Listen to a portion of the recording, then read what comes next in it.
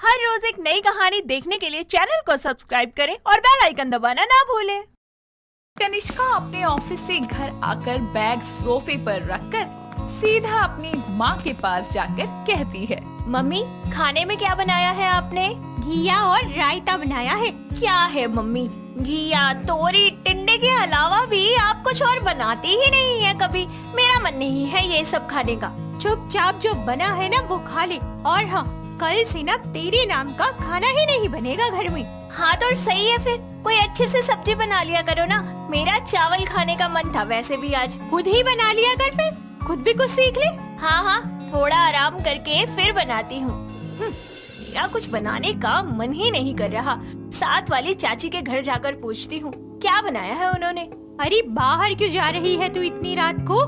Mummy मैं अभी आ रही हूँ, चाची के घर जा रही हूँ। कनिष्का अपनी चाची मंजू के घर जाकर बोलती है, मंजू चाची खाने में क्या बनाया है आज आपने? बेटा मैंने तो दाल चावल बनाए हैं, खा ले। दीदी ने क्या बनाया है? मम्मी ने तो आज घिया बनाया है जो मुझे कतई पसंद नहीं है।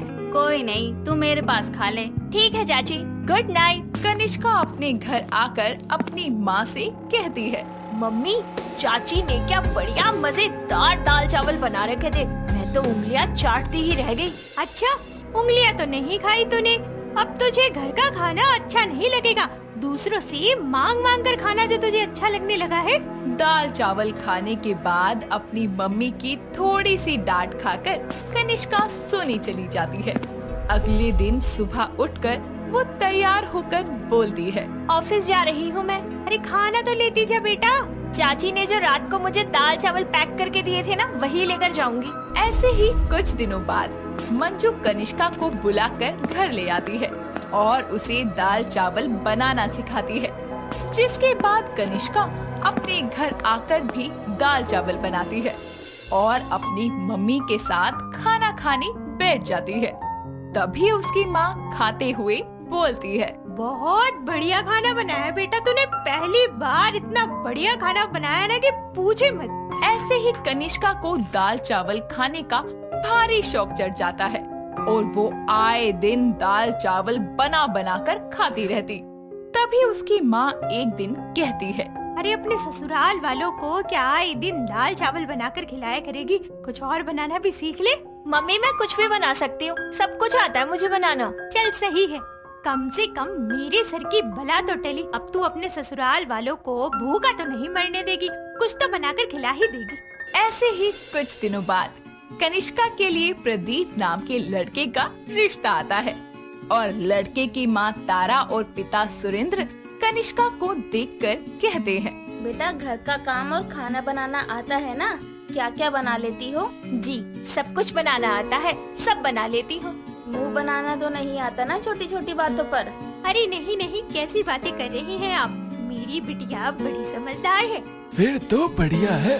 चलो भाई, हमें तो बहू बहुत पसंद है। क्यों तारा, अब आप बताओ कैसी लगी बहू? हाँ सही है बहू तो।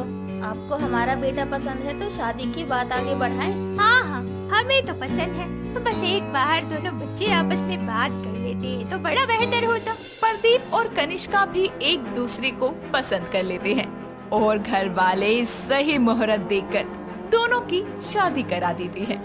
कनिष्का शादी करके अपने ससुराल आती है, जहाँ पर उसकी सास गृह प्रवेश करवाते हुए कहती है, आओ बहू अंदर आओ, बहुत सुंदर है, नजर न लगे तुझे किसी की, एकदम चांद का टुकड़ा है।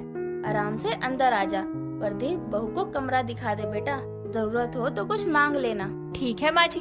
तारा कुछ देर बाद दूध का ग्लास लेकर अपनी बहू के कमरे में जाकर कहती है, लो बहू दूध पी लो, फिर आराम कर लेना। और बताओ तुम्हें खाने में क्या क्या पसंद है?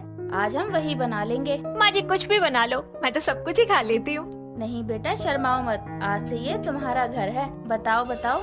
माँ जी दाल चावल बहुत पसंद है मुझे। चल आज तेरी पसंद से दाल चावल ही बना लेते हैं। तारा सबके लिए दाल चावल और रायता बनाकर टेबल पर रखती है। सभी टेबल पर आकर खाना खाने लगते हैं।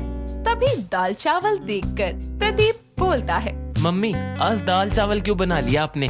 पनीर चाप या मलाई कोफ्ता ये सब बनाते ना। बेटा बहू को दाल चावल ही पसंद है, इसलिए मैंने यह बना लिया। खाना कैसा लगा बेटा तुझे? अच्छा है माँ जी। और दो बेटा। नहीं नहीं माँ जी, बस हो गया। और दो ना बहू, इतने में पेट थोड़ी भरा होगा, सही से खा लेना बेटा। अरे नहीं नहीं, सच में मेरा पेट भर गया बस। खाना खाकर सब अपने अपने कमरे में आराम करने चले जाते हैं। ऐसे ही कुछ दिन बाद कनिष्का के हाथों की मेहंदी उतरते ही वो पूरा घर संभालने लगती है और खाना भी बनाती है। एक रात कनिष्का सबके लिए दाल चावल बनाती है। सभी खाना खाने बैठ जाते हैं, जिसके बाद खाना देखकर फिर प्रदीप कहता है, क्या बात है, लगता है आपको दाल चावल बात बहुत पसंद है। आज भी दाल भात चोखा ही बनाया है इसी खुशी में आपने।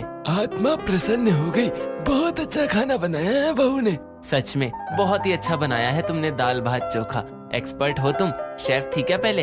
इतना अच्छा खाना बनाना किससे सीखा? जी वो मैंने मेरी चाची से बनाना सीखा था। सच में बहू तारीफ लायक है, आज का खाना बहुत अच्छा बना है। तारीफ सुनकर कनिष्का बहुत खुश होती है, जिस पर उसे शगुन भी मिलता है। और ऐसे ही कनिष्का रोज दाल चावल बनाकर रख लिया करती।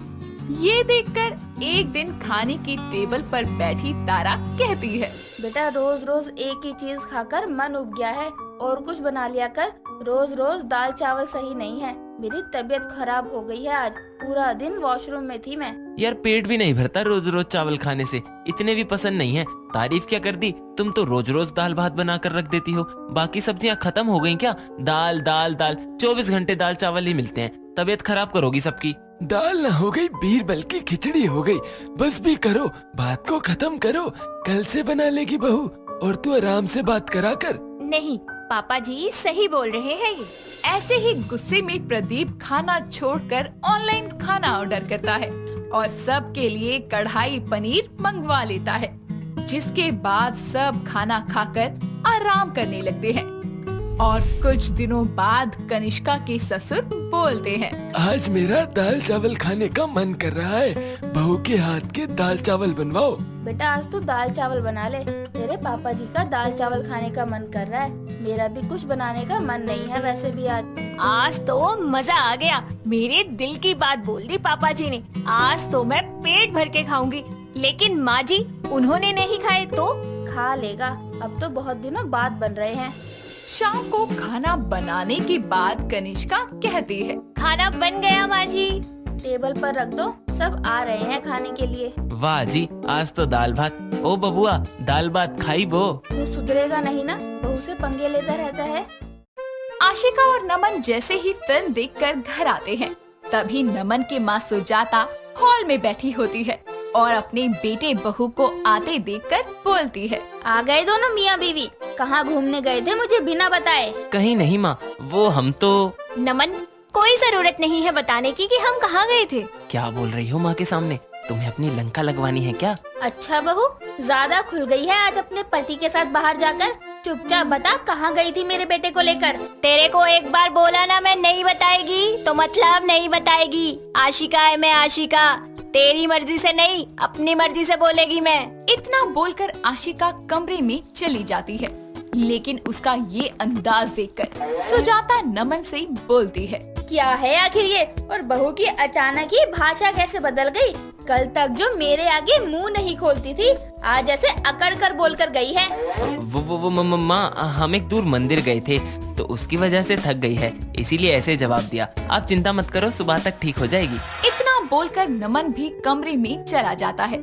लेकिन सुजाता गुस्से में बोलती है, इसकी थकान तो मैं उतारूंगी कल। अगली सुबह सुजाता उठकर अपनी चाय का इंतजार करती है। लेकिन बहुत देर तक भी जब उसकी चाय नहीं आती, तो वो अपनी बहू को आवाज लगाकर बोलती है, आशिका बहू, अरे कहाँ मर गई सुबह सुबह? मेरी चाय कौन देगा आज? आशिका बहू। आशिका के न आने पर सुजाता उसके कमरे में जाकर देखती है कि उसकी बहू बड़े मजे से सो रही है। जिस पर वो गुस्से में बोलती है, आशिका बहू उठो, ये तुम्हारे बाप का घर नहीं है जो 10-10 बजे तक सो रही हो। मुझे और सोना है, सोने दो ना सासू माँ। मैंने कहा उठ। अपनी सास की तेज आवाज सुनकर आशिका को गुस्सा आता है और वो उठकर चिल्लाते हुए बोलती है, मुझे नींद आ रही है तो मैं सोऊंगी, आपके कहने से मैं उठेगी नहीं साला। इतना बोलकर आशिका दोबारा से सो जाती है और सुजाता उसके इस बर्ताव को देखकर दंग रह जाती है। लेकिन उसको कुछ समझ नहीं आता कि ये क्या हो रहा है। बेचारी अपनी बहू के पुष्पा बनने के कारण उसे खुद ही चाय बनानी पड़ती है। ऐसे ही दिन गुजरता है। शाम के वक्त दोनों सास बहू बैठकर टीवी देख रहे होते हैं। तभी सुजाता से टीवी का रिमोट उठाते हुए टेबल के नीचे गिर जाता है और वो अपनी कमर दर्द के चलते आशिका से बोलती है, बहू जरा रिमोट उठाइयो, मेरी कमर दर्द है, झुका नहीं जाएगा। आप ये बहाने मुझे अपने कदमों में झुकाने के लिए कर रही है ना, लेकिन मैं भी पुष्पा हूँ, पुष्पा, मैं झुकेगा नहीं साला। आशिका अपनी सास को एक बार फिर से उल्टा जवाब देकर अपने कमरे में चली जाती है, जिस पर बेचारी सुजाता बोलती है, कहीं बहू के अंदर किसी चुड़ैलिया भूत का साया तो नहीं?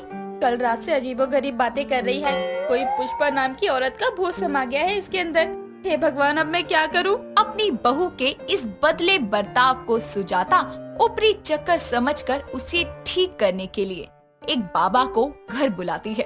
अगले दिन जब नमन ऑफिस होता है और आशिका सो रही होती है, तभी सुजाता बाबा कालीदास के साथ घर में आती है और अपनी बहू के कमरे के बाहर खड़ी होकर बाबा से बोलती है, बाबा मेरी बहू के अंदर कोई पुष्पा नाम की औरत की आत्मा आ गई है, आप उसको बाहर निकाल दो, मैं आपके आगे हाथ जोड़ती हूँ। नो फियर, जब बाबा इज हियर, मैं यहाँ एक कोला बना रहा हूँ, अपनी बहू को लाकर इसमें बैठा देना, समझी? ठीक है बाबा। बाबा कमरे के बाहर एक घेरा बनाकर उसमें आशिका को बैठाने का आदेश देता है। सुजाता अपनी बहू के कमरे में जाकर सोती हुई आशिका को अपने कंधे के सहारे उठाकर बाहर ला ही रही होती है कि तभी आशिका की नींद खुलती है और वो खुद को ऐसे देखकर बोलती है, माँ जी ये आप क्या कर रही थी? छोड़िए मुझे। और ये चिरांद कौन है? तुम्हारी बहू के अंदर एक बहुत ही बदतमीज आत्मा घुसी है, इसको निकालना जरूरी है, जल्दी इसको यहाँ बैठाओ। ए सब्जी मंडी के सड़े हुए बैंगन, मैं तेरे कहने से बैठेगी नहीं साला। अगर अपनी खैरियत चाहता है तो निकल यहाँ से। तू जानती नहीं है कि मैं कितना बड़ा जाना पहचाना बाबा हूँ। अरे तेरी जैसी फूल को तो मैं यूं ही चटकियों में निकाल फेंकेगा। पुष्पा नाम सुन के फ्लावर समझ लिया क्या? फायर है मैं, फायर। इतना बोलते ही आशिका खुद को अपनी सास के हाथों से छुड़वाकर उस बाबा के कान के नीचे लगाती है, जिसके बाद वो अपने एक हाथ को अपने गाल पर रखकर अपना सारा सामान लेकर भागता है। ये देखकर सुजाता बोलती है, अरे बाबा मेरी बहू के अंदर की आत्मा को तो भगाओ। मैं ही नहीं बचूंगा तो आत्मा कहाँ से निकालूंगा? मेरे से नहीं होगा ये काम, किसी और से करवा लो। बाबा तो निकल लेता है। उसके बाद आशिका अपनी सास को घूरते हुए बोलती है, माँ जी आज तो आपने ऐसा कर दिया, आगे से ऐसा मत करना, वरना इन बाबाओं के साथ आप भी बाहर जाती नजर आओगी, क्योंकि मैं इधर आपकी सुनने नहीं अपनी सुनाने आई हूँ। पुष्पा हूँ मैं, पुष्पा, किसी कीमत पर झुकेगी नहीं साला। बहू मैं आगे से कुछ नहीं कहूँगी तुझे, मुझे जाने दे। नमन बेटा, मुझे ना बहू के अंदर ना किसी आत्मा का साया लगता है, बड़ी ही अजीब सी हरकतें कर रही है 1-2 दिन से। अजीब हरकत मतलब सर के बल नाच रही थी क्या? उठ जाएगी तो बैठेगी नहीं, कहती मैं बैठेगी नहीं साला। बर्तन धोने को बोलो तो कहती है मैं घिसेगी नहीं साला। पोछा लगाने को कहो तो कहती है मैं झुकेगी नहीं साला। पता नहीं क्या हो गया है, मुझे तो लगता है कोई भूत है। मैंने तो एक बाबा को भी बुलाया था, लेकिन बहू ने उसे भी भगा दिया। माँ मैं बात करता हूँ उससे। ये आशिका पुष्पा देखकर पागल हो गई है। अगर माँ को पता चला ये पुष्पा फिल्म के साइड इफेक्ट हैं, तो वो मुझे और आशिका दोनों को घर से निकाल देंगी और कहेंगी मैं तुमको घर में लूंगी ही नहीं साला। नमन अपने कमरे की तरफ जाने लगता है तो उसको कमरे से गाने की आवाज आती है और जब वो अंदर जाता है तो देखता है कि आशिका गाना गाते हुए डांस कर रही है। तेरी झलक का शर्फी श्रीवल्ली नैना मोदक बर्फी। आशिका ये क्या कर रही हो? तुम तो पुष्पा देखकर बोरा ही गई हो। पता है माँ को लगता है कि तुम्हारे अंदर कोई आत्मा है। अरे ये तो अच्छी बात है ना, इसी बहाने से सासू माँ मेरे से डर तो रही है, वरना मेरे ऊपर चिल्लाती रहती थी। तुम पागल हो क्या? माना वो तुम पर चिल्ला देती थी, गुस्सा करती थी, लेकिन दिल की बुरी नहीं है वो। तुम्हारे ऐसे बर्ताव से उनको लगा कि तुम्हारे ऊपर कोई आत्मा का साया है और वो तुम्हारे लिए परेशान है। इतना भी परेशान मत करो उन्हें। सच में मुझे भी लगता है कि अब बहुत हो गया ये पुष्पा बनने का खेल। सासू माँ को सच बता देती हूँ कि मैं एक फिल्म देख कर आई थी जिसकी हरकतें मैं करके दिखा रही थी। हाँ ठीक है। दोनों पति पत्नी लंबी बहस करने के बाद जब बाहर सुजाता को सच बताने आते हैं तो देखते हैं कि सुजाता टीवी ऑन करके उसमें पुष्पा फिल्म देख रही है और उसको देखते देखते बोलती है, अच्छा तो बहू के अंदर ये पुष्पा यहाँ से आया था। उस दिन ये मंदिर नहीं गए थे, मतलब आने दो बाहर दोनों को। बहुत बन ली बहू पुष्पा, अब पुष्पा बनने की बारी मेरी। अब मैं इन दोनों को छोड़ेगी नहीं साला। सुजाता की ये बात सुनकर नमन और आशिका एक दूसरे की तरफ देखकर बोलते हैं, अब हम नहीं बचेंगे साला। अब तक आशिका के ऊपर पुष्पा का नशा इतना था कि सुजाता परेशान हो गई थी, लेकिन अब सुजाता के पुष्पा बनने पर आशिका का क्या हाल होगा ये आप सोच भी नहीं सकते, क्योंकि सास आखिर बहू से भी बढ़कर ही होती है। नैना और मोहन दोनों पति पत्नी बहुत ही खुश होते हैं क्योंकि वो लोग शादी के बाद पहली बार मुंबई जा रहे होते हैं। फ्लाइट से दोनों मुंबई पहुंच जाते हैं और एक होटल में कुछ दिनों के लिए चेक इन करने के लिए जाते हैं। तभी मोहन कहता है, अले तो ही है क्या? अले हमें एक हनीमून थपेतल रूम चाहिए भाई। Sir can you please repeat it again? I didn't get it. Sir हमें एक रूम चाहिए, क्या आपके पास अवेलेबल है? यस मैम है। रिसेप्शनिस्ट उनसे फॉर्मेलिटीज पूरी करवाकर रूम की उन्हें दे देता है। तो वहीं होटल का स्टाफ बॉय उनका सामान लेकर उनके रूम तक जाता है। तभी मोहन उस स्टाफ बॉय को रोकते हुए उससे कहता है, अले भैया यहाँ नेट तो मिल जाएगा ना, और थाना मिल जाते नहीं, अलग से तार वगैरह तो नहीं लगेगा? नो सर, आपको अलग से कोई एक्स्ट्रा चार्ज नहीं देना पड़ेगा। अरे आप इनकी भाषा कैसे समझ गए? वो क्या है ना मैडम, मेरा बेटा और मेरा भाई तो अभी तक तुतलाता है, इसीलिए मुझे सर की भाषा जल्दी समझ आ गई। ओ ऐसा क्या? तो एक काम चलो, तुम ही मेरे रूम में थाना देने आ जाना, अपना लंबल दे दो। ये लीजिए सर, कोई भी जरूरत हो तो बुला लीजिएगा। स्टाफ बॉय इतना बोलकर वहाँ से चला जाता है और दोनों तैयार होकर बाहर घूमने के लिए निकल जाते हैं। वो मुंबई के बीच पर अच्छे से एंजॉय करते हैं, नारियल पानी पीते हैं और पूरा दिन घूमने के बाद दोनों बहुत ही ज्यादा थक जाते हैं। ऐसे में नैना मोहन से कहती है, मोहन जी मुझे बहुत भूख लग रही है, चलिए ना कुछ खाने चलते हैं। हाँ चलो चलो। दोनों एक दूसरे का हाथ पकड़कर रेस्टोरेंट पहुंच जाते हैं और फिर नैना मेन्यू कार्ड देखकर ऑर्डर देती है। वेटर एक नॉनवेज थाली, हक्का नूडल और हाँ मीठे में केसर वाला दूध ले आना। अले बेबी वो थोले तुलते में डालो ना। मोहन जी वो तो यहाँ नहीं मिलेंगे शायद। Sorry to interrupt you ma'am, but आप बताएंगे सर क्या मांग रहे हैं? वो एक्चुअली ये छोले कुलचे कह रहे हैं। छोले कुलचे? अरे पहले बताना था ना मैम, हमारे यहाँ ये भी अवेलेबल है। सो मैम मैं ये ऑर्डर ले आऊँ? अच्छा इसमें इतना हथने की क्या बात है? दा और डाकर लेके आ थोले तुलते। होते sir, sorry sir, means okay. ये तैथा लेफ्टिनेंट है भाई, मुझे नहीं था ना यहाँ बेताता था ना। अरे मोहन जी छोड़िए ना, मैंने आपको कहा है ना कि आप मत बोला करो, आपको जो भी कहना है मुझे कहो। ये सब तुम्हारी वजह से हो रहा है ना, तो तुम उस दिन। अरे मोहन जी छोड़िए ना, रात गई बात गई, भूल जाइए। मैम आपका ऑर्डर। खाना खाकर दोनों वापस अपने होटल पहुंच जाते हैं और कुछ ही देर के बाद नैना अपनी नाइटी पहनकर मोहन के पास आती है। फिर वो बोलती है, मोहन जी आज हम कितना घूमे, कितना एंजॉय किया, आपको मजा आया? मुझे तो बहुत आया। मुझे भी बहुत मजा आया। जला मेरे पास आओ मेरी जान, मैं तुम्हें कुछ चुनाना चाहता हूँ। डियर वाइफ, मेरी दान हो तुम, मेरी जिंदगी हो तुम, तुम्हारे बिना मैं तुत भी नहीं, तुत भी तेरा तुत्ती कमीने, मेरा थंथाल हो तुम, जितने मेरी जिंदगी बर्बाद कर दी। वाह मोहन जी क्या बात है, मूड में हो आज आप। दोनों बहुत ज्यादा थक जाते हैं जिसकी वजह से वो दोनों सो जाते हैं। अगले दिन दोनों होटल के स्विमिंग पूल साइड पर लंच कर रहे होते हैं कि तभी चेयर ना होने की वजह से हिमानी और सोहेल नाम का एक कपल उनसे टेबल शेयर करने को कहता है, जिसके लिए दोनों मान जाते हैं। सभी कुछ ही देर तक एक दूसरे से बातें करते हैं कि तभी सोहेल पूछता है, अरे वो सब तो ठीक है, पर ये बताइए ये मोहन भाई साहब बचपन से तुतलाते हैं क्या?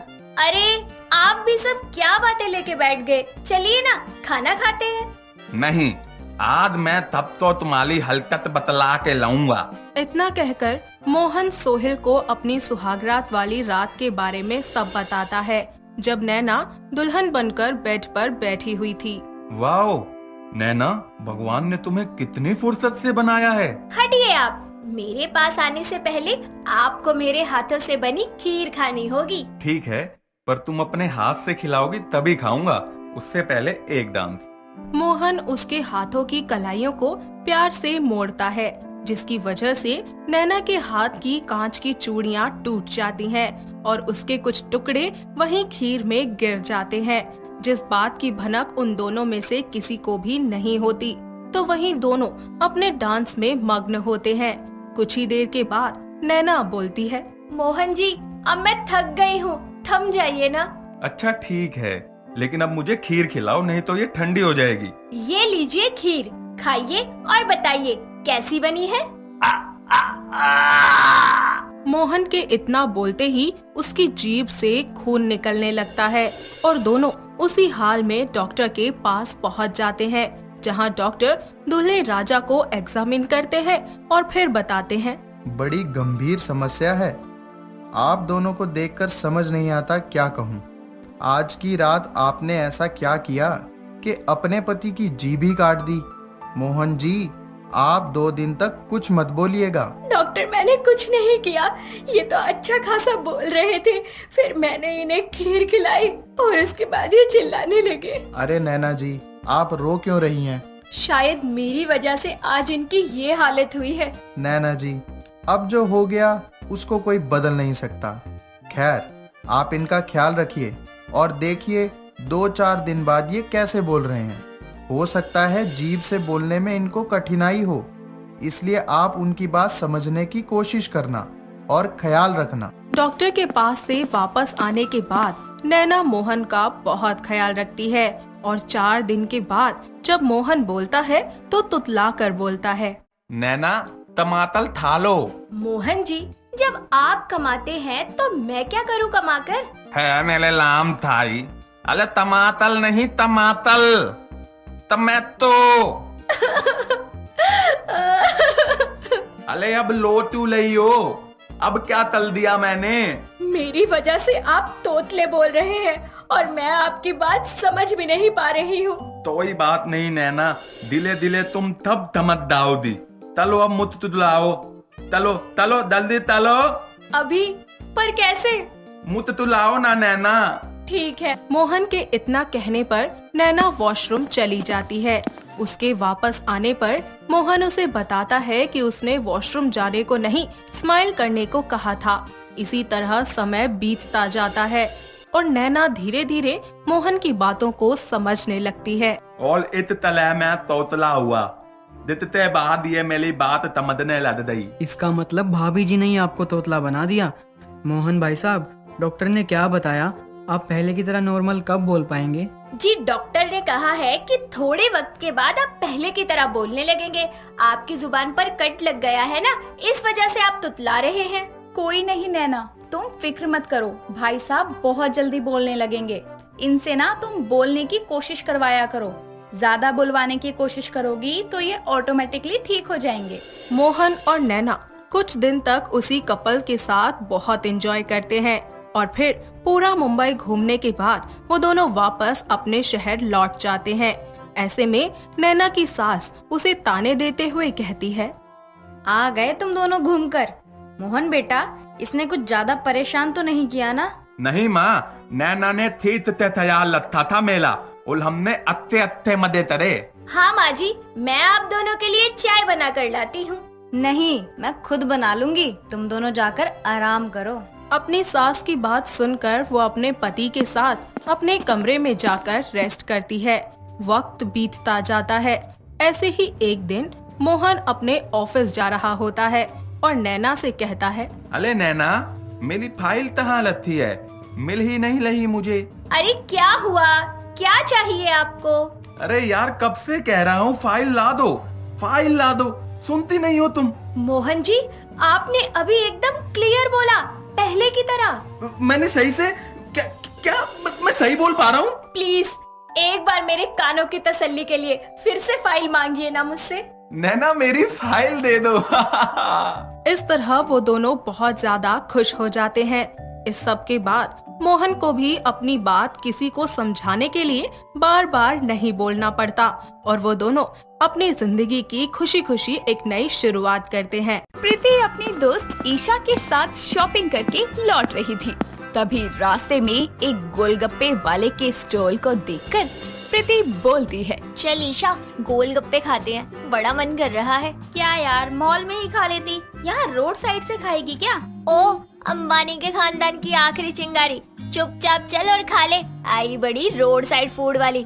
बचपन में जब स्कूल से आते थे ना, तो ऐसे ही खाती थी तू गोलगप्पे। ठीक है यार, खड़े खड़े बेइज्जती मत कर, चल रही हूँ। दोनों सहेलियां गोलगप्पे खाने लगती है। तभी एक ज्यादा तीखा गोलगप्पा खाने की वजह से प्रीति को मिर्ची लगती है और वो बोलती है, ओह मेरा मुंह, कितना तीखा था ये गोलगप्पा। पानी भी नहीं है मेरे पास, अब क्या करूं? पानी की क्या जरूरत है, एक मिनट रुक। गोलगप्पे वाले भैया, एक मीठी पापड़ी देना इसको। गोलगप्पे वाला एक पापड़ी को मीठी चटनी में डुबोकर प्रीति को देता है। प्रीति ईशा की तरफ देखती रहती है। तभी ईशा बोलती है, मेरे मुख को देखकर चॉकलेट का एहसास हो रहा है क्या? खा, इसको मिर्च लग रही थी ना। ईशा के कहने पर प्रीति पापड़ी खा लेती है और उसके बाद धीरे से ईशा के कान में बोलती है, ओ ईशा, अब इसे पैसे देने होंगे अलग से। पागल है क्या? गोलगप्पे खाकर फ्री की पापड़ी मांगना तो लड़कियों का जन्मसिद्ध अधिकार है। तू गोलगप्पे की चटोरी है, लेकिन तुझे इतना नहीं पता? अरे पता था, मैं तो बस चेक कर रही थी तुझे। चल पैसे देकर घर चलते हैं। दोनों सहेलियां शॉपिंग करके अपने अपने घर चली जाती हैं। लेकिन उस दिन फ्री की पापड़ी की बात सुनकर प्रीति अपने कमरे में बैठी बोलती है, मैंने आज तक इतने गोलगप्पे खाए, लेकिन कभी उसके साथ फ्री की पापड़ी नहीं खाई। लेकिन अब से बचपन में किए गोलगप्पे के खर्चे का मैं बराबर हिसाब लूंगी। एक भी पापड़ी बकाया नहीं जाने दूंगी। प्रीति को अब तक खाए हर एक गोलगप्पे पर फ्री मिलने वाली पापड़ी का बदला लेना था, जो उसे आज तक नहीं मिली। इसी के साथ वो अगले दिन अपने घर के पास चंकी चाट वाले की दुकान के सामने खड़ी होकर बोलती है, इससे मैंने बचपन में बहुत गोलगप्पे खाए हैं। आज उनके साथ मैं मिलने वाली पापड़ी भी खाऊंगी। प्रीति चाट वाले के पास जाकर बोलती है, भैया 20 रुपए के गोलगप्पे खिला दो। दुकानदार प्रीति को एक गोलगप्पा खिलाता है और वो मिर्ची लगने का बहाना बनाकर बोलती है, भैया बड़ा तीखा गोलगप्पा था, उफ, मेरी तो जीभ ही जल गई। एक पापड़ी देना मीठी चटनी वाली। लीजिए मैडम। वैसे लड़कियां तो बहुत तीखा तीखा खा जाती हैं, आपकी सहन क्षमता कम लगती है। मेरी सहनशीलता दिखाती हूँ। भैया तीखा बनाओगे तो मिर्ची लगेगी ना, चलो गोलगप्पे खिलाओ। ऐसे ही प्रीति हर एक गोलगप्पे के बाद मिर्ची का बहाना बनाकर पापड़ी मांगने लगती है। दुकानदार उसकी चाल को समझते हुए बोलता है, मैडम आपके गोलगप्पे पूरे हो गए। 20 के गोलगप्पे और 30 की पापड़ी, लाइए 50 रुपए। क्या बोले 50 रुपए? पागल वागल हो गए हो क्या? अरे पापड़ी तो गोलगप्पे के साथ फ्री मिलती है, समझे? वो एक पापड़ी होती है, ना कि आपकी तरह 10-15 पापड़ी। चुपचाप पैसे दो। ओ हेलो, बचपन से मैंने यही गोलगप्पे खाए थे और उसके बाद की फ्री की पापड़ी नहीं ली थी। इस हिसाब से तुमको मुझे और पापड़ी खिलानी चाहिए। मुझे लगा ही था तुम वो चिंदी लड़कियों की तरह हो जो फ्री की पापड़ी खाने के चक्कर में गोलगप्पे खाती हो। रुको अभी। ओए छोटू, इस लड़की की फोटो तो खींच जरा, बाहर लगाऊंगा ताकि दोबारा इधर फ्री की पापड़ी खाने ना आए। अपनी अच्छी खासी बेइज्जती कराने के बाद प्रीति वापस से घर आ जाती है, जहाँ उसकी माँ सुमन बेलन लेकर उसका इंतजार कर रही थी। आ गई? क्या कांड करके आई है बाहर? वो पड़ोसन कमला बता रही थी कि तू एक छोटी सी पापड़ी के लिए चाट वाले से लड़ रही थी। अरे तुझे घर में खाना नहीं मिलता? अब वो माँ मैं वो चुप, एक कान पर लगाऊंगी ना तो फ्री की और पैसों की कोई भी चीज खाने के तो लायक नहीं रहेगी, समझ गई? बाहर और घर दोनों जगह बेइज्जती करवाने के बाद प्रीति घर आकर सो जाती है। ऐसे ही गुजरते वक्त के साथ उसकी पापड़ी खाने की चाहत बढ़ जाती है और अब वो फ्री की नहीं बल्कि पैसे लेकर पापड़ी चाट खाने लगी थी। ऐसे ही एक दिन वो सूखी पापड़ी घर लाकर उनके ऊपर बारीक कटे प्याज, टमाटर और अलग अलग सब्जियां व मसाले डालकर सजा रही थी। इतने में ही सुमन वहाँ आकर कहती है, ये क्या कर रही है तू? पापड़ी को पापड़ी की तरह नहीं खा सकती, पिज्जा बनाने में लगी है उसका। ये प्रीति की फेवरेट चाट पापड़ी पिज्जा, खाइए और खाइए। प्रीति अपनी माँ को अपना पापड़ी के साथ किया एक्सपेरिमेंट टेस्ट करवाती है, जिसके बाद उसकी माँ भी पहली बार उसको उसके खाली दिमाग को चलाने के लिए बधाई देती है। ऐसे ही अपनी माँ से प्रोत्साहन मिलने पर वो एक ब्लॉग चैनल खोलकर इस पापड़ी पिज्जा को बनाने की रेसिपी शेयर करती है। इसके कुछ दिनों बाद पापड़ी खाने के लालच में एक बार फिर प्रीति घर से बाहर निकलती है और वो एक बड़ी सी फेमस चाट शॉप में जा रही होती है कि तभी उसको उस शॉप के सामने एक बूढ़े आदमी का चाट पापड़ी का ठेला नजर आता है और वो वहाँ जाकर उस ठेले वाले बाबा से बोलती है, बाबा आप यहाँ क्या बेच रहे हो? और पहले तो कभी आपको नहीं देखा यहाँ। बेटा आज ही आए हैं इस जगह अपनी पापड़ी चाट का ठेला लेकर। पहले कॉलेज के सामने लगाते थे लेकिन अब बच्चे बड़े बड़े होटल में जाते हैं, मेरा ठेला चलता ही नहीं है। अच्छा जरा मेरे लिए एक पापड़ी चाट प्लेट बनाना। प्रीति उस बूढ़े आदमी के छोटे से ठेले से पापड़ी चाट खाती है जो कि बहुत टेस्टी होती है और वो खाकर बाबा से बोलती है, अरे वाह आपके हाथों में तो जादू है, आज तक मैंने इतनी बढ़िया पापड़ी चाट नहीं खाई सच में। अच्छा आप मुझे बताइए कितने पैसे दूं? बेटा 10 रुपए प्लेट है।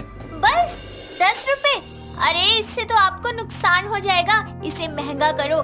इस पापड़ी चाट का स्वाद ना 100 रुपए वाली चाट से भी कहीं अच्छा है। प्रीति को उस बाबा के लिए दुख होता है लेकिन उस पे इतने पैसे नहीं थे कि वो खुद ही सारी चाट खरीद ले, इसीलिए वो घर आती है और इस बारे में बहुत सोचती है तो उसको एक आइडिया आता है।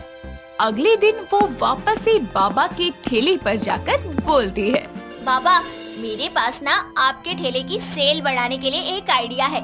मैं अपने सोशल मीडिया साइट पर आपके स्टॉल की वीडियो बनाकर चाट चैलेंज चलाऊंगी ताकि लोग यहाँ आ सके। बेटी जैसा तुमको ठीक लगे कर लो, हमें तो इसका इतना ज्ञान नहीं है। बाबा की रजामंदी के बाद प्रीति अपने फोन पर एक वीडियो बनाती है जिसमें वो बोलती है, हे गाइस मैं हूँ यहाँ डाउनटाउन के सामने जवानों वाले अड्डे रोड पर और यहाँ एक बाबा है जिनके स्टॉल की पापड़ी चाट बहुत ही अमेजिंग है, इसलिए मैंने एक चैलेंज रखा है।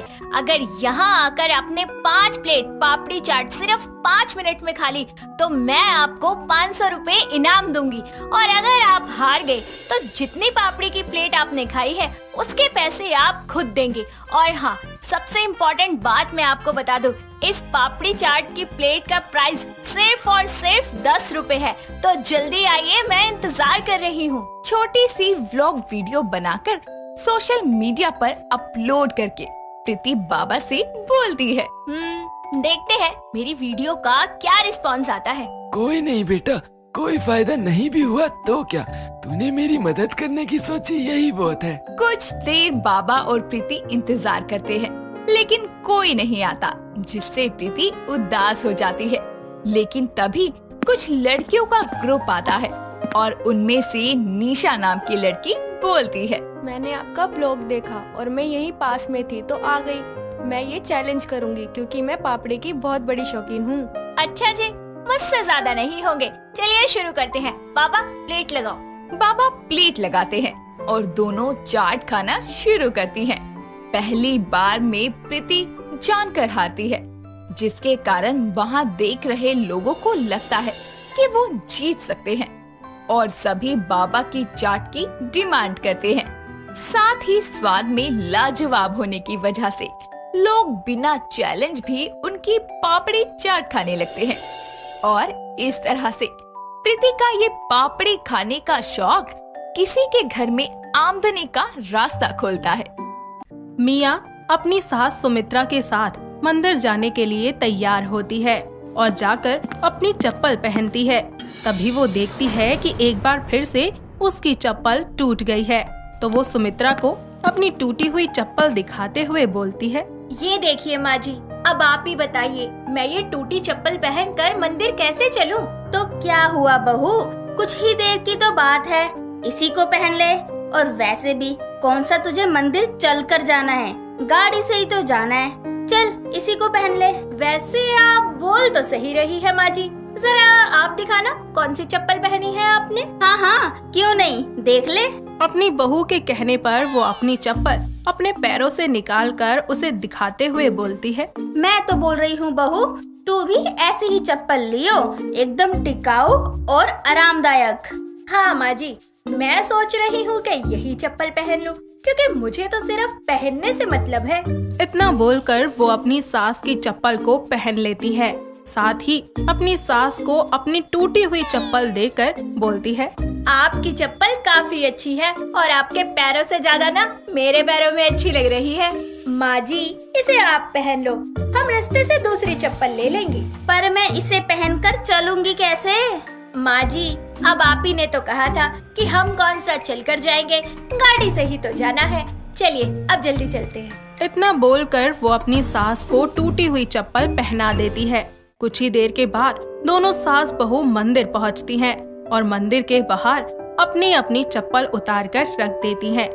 जिसके बाद अंदर जाकर भगवान के दर्शन करके दोनों एक साथ मंदिर से बाहर आती हैं और सुमित्रा जल्दी से अपनी चप्पल पहनकर अपने बहू से बोलती है, मेरे बस की नहीं है तेरी टूटी हुई चप्पल पहनकर चलना, तेरी चप्पल तुझे ही मुबारक। और आज के बाद मेरे साथ ऐसा किया ना तो तू देख लियो। कोई बात नहीं माँ जी, आप पहनिए अपनी चप्पल। वैसे भी मेरे सामने इतनी सारी डिजाइनर चप्पल रखी है, मैं उनमें से कोई भी पहन लूंगी। बहू, अब तू मंदिर के बाहर से चप्पल चोरी करेगी? ये बोलकर वो मंदिर के बाहर रखी कुछ चप्पलों में से एक चप्पल पहन लेती है और अपनी टूटी हुई चप्पल को वहीं रखकर अपनी सास के साथ घर के लिए निकल जाती है। उसकी ये हरकत देखकर रास्ते में सुमित्रा उससे बोलती है, अरे बहू, तुझे शर्म नहीं आती किसी की भी चप्पल पहनते हुए? इसमें शर्म की क्या बात है माँ जी, आखिर नॉर्मल सी चप्पल ही तो है। क्या हुआ अगर मैंने किसी की चप्पल पहन ली तो? उल्टा आपको तो खुश होना चाहिए, आपके पैसे बच गए। बहू, इस तरह पैसे बचाने की जरूरत नहीं है, समझी? खबरदार जो आज के बाद तूने ऐसा दोबारा किया तो। दोनों कुछ देर के बाद घर आ जाती हैं। ऐसे ही कुछ दिन बीत जाते हैं और एक दिन मिया अपने पति विहान के साथ मार्केट जाती है, जहां उसकी नजर एक चप्पल की दुकान पर पड़ती है और उस दुकान वाले ने कुछ चप्पलों को बाहर भी रखा होता है, जिनको देखकर मिया विहान से बोलती है, विहान जी, मुझे एक अच्छी सी टिकाऊ चप्पल दिला दीजिए ना, जिसे पहनकर मैं कहीं आ जा सकूं। देखिए ना, ये भी टूटने ही वाली है। ठीक है, पर इस बार ढंग की चप्पल लेना जो चलें। जब आप मुझे ढंग की चप्पल दिलाओगे तभी तो लूंगी। अच्छा ठीक है मेरी माँ, अब चलो और जो तुम्हारा दिल करे जैसी चप्पल लेनी हो ले लेना, ठीक है? विहान उसको दुकान में ले जाता है, जहाँ पर दुकान वाला उसको कुछ स्लीपर्स दिखाकर उससे बोलता है, मैडम ये देखिए, इंडोर डिजाइन की स्लीपर, आपके पैरों पर बहुत अच्छी लगेगी ये। दुकान वाले की बातें सुनकर वो उस स्लीपर को ट्राई करती है और विहान से कहती है, विहान जी, मुझे यही स्लीपर लेनी है। इसके ऊपर जो छोटा सा गुड्डा लगा है वो कितना अच्छा लग रहा है। मैंने बहुत सारी लड़कियों को देखा है, वो ऐसी ही चप्पल पहनकर घूमती हैं। ये क्या फैशन वाली चप्पल ले रही हो? कुछ ही दिनों में टूट जाएंगी, फिर बोलोगी विहान जी पहनने को एक भी चप्पल नहीं है मेरे पास। अरे चप्पल ले रही हो तो थोड़ी ढंग की लो ना, जो कुछ दिन टिक सके। पर ये घर पे पहनने वाली चप्पल ही तो है, मुझे यही चप्पल लेनी है। मैंने कह दिया सो कह दिया। मिया जिद करके वो चप्पल ले ही लेती है, जिसके बाद वो घर जाकर उस चप्पल को पहनकर खुद से बोलती है, वाओ, कितने प्यारे लग रहे हैं मेरे पैर इसमें। उस चप्पल को लेने के बाद मिया पूरे दिन उसी चप्पल को पहनकर घूमती है। ऐसे ही एक दिन विहान ऑफिस के लिए लेट हो रहा होता है और अपने पुराने जूते खराब होने की वजह से वो मिया को उसके नए जूते देने के लिए बोल देता है। तो मिया विहान को उसके जूते देकर वहाँ से चली जाती है। विहान जैसे ही अपने नए जूतों को देखता है तो वो गुस्से में आवाज लगाकर मिया से बोलता है, मिया, तुमने मेरे नए जूतों को कहाँ रखा था? उनको चूहों ने काट डाला। अरे इसमें मेरी क्या गलती है? अगर आपके जूते चूहों को इतने पसंद आ गए कि उन्हें काट ही दिया। तुम्हें हंसी आ रही है? पता है ये जूते कितने महंगे हैं? और देखो चूहों ने इसकी क्या हालत कर दी। अब मैं ऑफिस कैसे जाऊंगा? इसीलिए बोलती हूँ, जूते चप्पल सिर्फ पहनने के लिए ही होते हैं, तो उतना ही मतलब रखिए ना। अब देखिए क्या फायदा हुआ, चूहों ने आपके इतने महंगे जूते कुतर दिए। कोई सस्ते से जूते होते तो आपको इतना दुख न होता। अब प्रवचन ही दोगी या कुछ करोगी भी? यार मैं ऑफिस के लिए लेट हो रहा हूँ। विहान को लेट होता देखकर मिया अपनी सास के पास जाती है और उनको सारी बातें बताती है। साथ ही अपने स्वर्गवासी ससुर के जूते लेकर अपने पति को देते हुए उससे बोलती है, ये लीजिए पापा जी के जूते, आज इन्हें पहन कर जाइए आप। मिया, तुम मजाक कर रही हो? तो मैं तुम्हें बता देता हूँ कि ये मजाक करने का समय नहीं है। यार मैं लेट हो रहा हूँ ऑफिस के लिए और मैं ऐसे जूते पहनकर थोड़ी ना जाऊंगा ऑफिस में। अरे मैं कौन सा बोल रही हूँ कि ऑफिस पहनकर चले जाओ। अरे घर से पहनकर चले जाओ, रास्ते से नए जूते खरीद लेना। थोड़ा कॉम्प्रोमाइज तो करना पड़ेगा। ना चाहते हुए भी विहान को वो जूते पहनने पड़ते हैं और घर से कुछ दूर जाकर वो अपने लिए दूसरे जूते ले लेता है। ऐसे ही कुछ दिन बीत जाते हैं और एक दिन विहान मिया और अपनी माँ के साथ एक पार्टी में जाने के लिए तैयार हो रहा होता है कि तभी मिया उससे बोलती है, मुझे नहीं जाना किसी पार्टी में। क्यों?